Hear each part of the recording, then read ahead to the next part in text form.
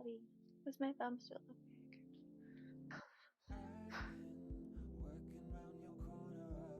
Which, I've been doing this for a decade, and that's what keeps me consistent. It's not doing all the things I have to do. I used to have issues where I'd pull through my trap, and so if you actually get to the point of where you can...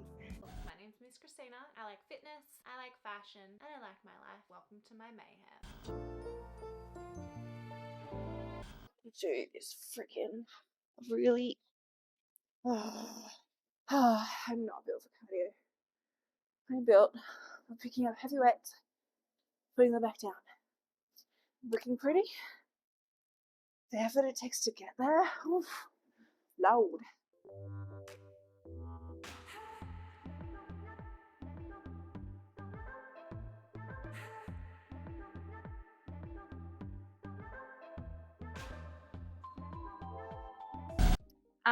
So glutes.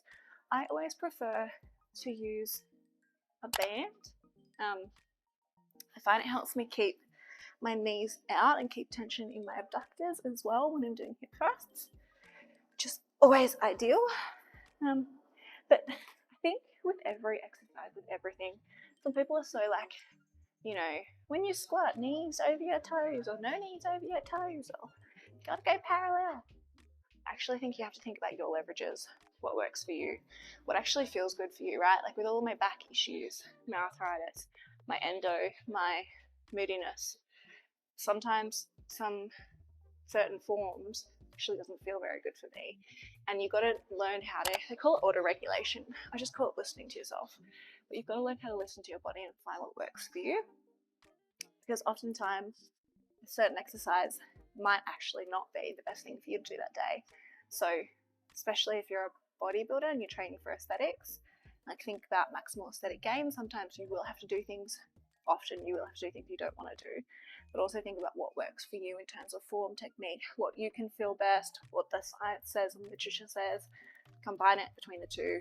You're better off doing an exercise that you want to do and actually performing it full out than you are consistently doing exercises you don't want to do and probably not actually training to failure or not actually training them properly.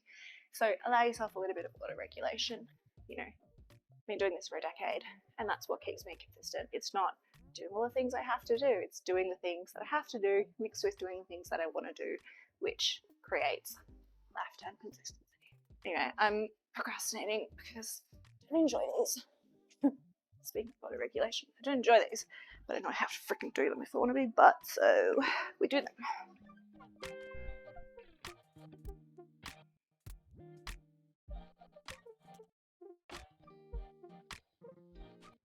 So we're in the gym, and you have these like spitty areas. Always make sure to check the side of the barbell, because they'll often have 15 kilo barbells.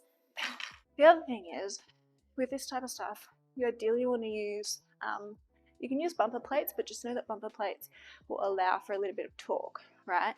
And so hence why powerlifters, when they're lifting, they'll use like calibrated steel plates. Those make sure that there's no torque, there's no bounce in the air, they are the weight they are, because the other thing with rubber plates is they erode over time. So if one day you go into a gym and you're using rubber plates and you're like, oh, this feels really light, actually could be because it is really light. So I always personally prefer not to use rubber plates, but that's because I was a powerlifter back in the day, and there's still that little piece inside of me being like, these are fake weights. Just something to think about.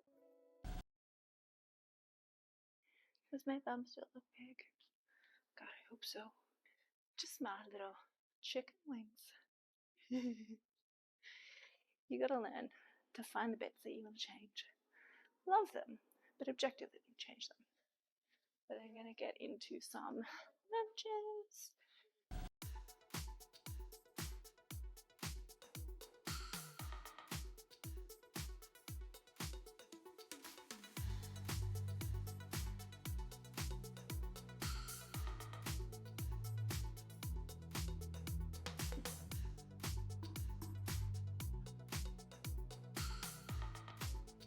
We're doing straight arm table pull-ups and then kneeling single arms.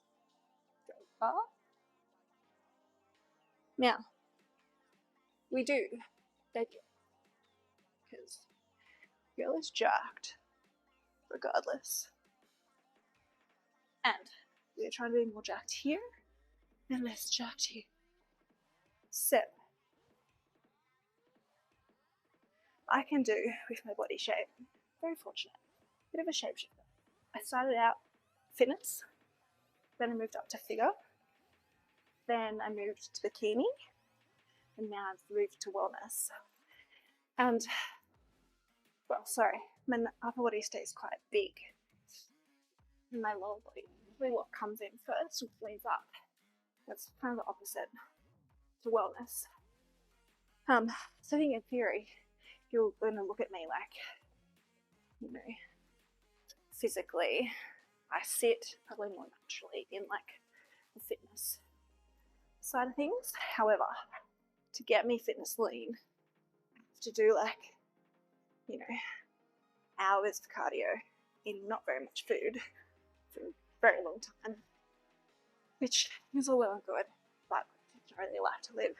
Whereas wellness provides me the flexibility to keep my size, to keep my shape, but also eating a little bit more. However, it's that a natural thing for my body for me to sit here and think, well, crap, my upper is too big for wellness, and I have to downsize that, and crap, I have to get the size in my lower and make sure it doesn't come too quick and reduce the size. So it's a never-ending battle, never-ending journey.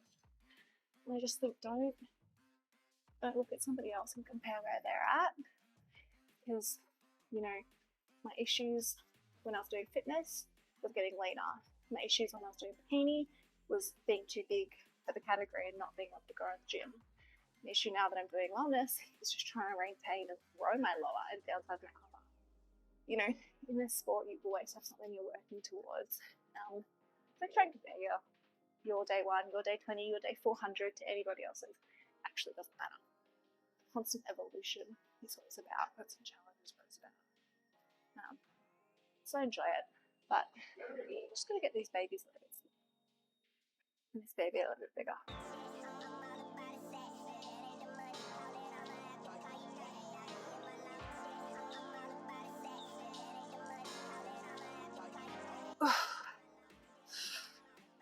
So this is single arm. I like to feel my lat as it engages to make sure I'm pulling through my lats and not pulling through my trap. A lot of issues I see these days is people pulling up, right, through your traps. You want to set down, you want to set the lat on, and then you want to pull through the lat. And I personally don't like full extension. I actually like to keep it set in, right?